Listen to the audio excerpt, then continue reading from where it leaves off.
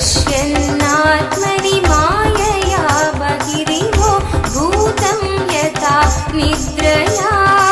यस्याक्षात् कुरुते प्रबोधसमये स्वात्मानमेवाद्वयम्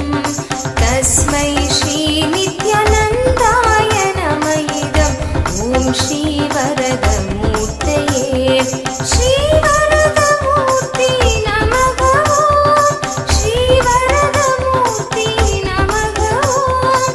श्रीवरदमूर्ति नमः श्रीवरदमूर्ति नमः बीजस्यान्तरिवाङ्कुरो जगदिदं प्राङ्निर्विकल्पं पुनः मायाकल्पितदेशकालकलना वैचित्र्यचित्रीकृतं मायावेव विजृम्भयत्यपि महा योगी वयस्वेच्छया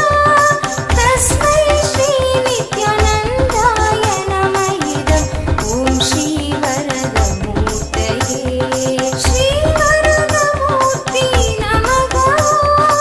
श्रीवरदमूर्ति नमः श्रीवरदमूर्ति नमः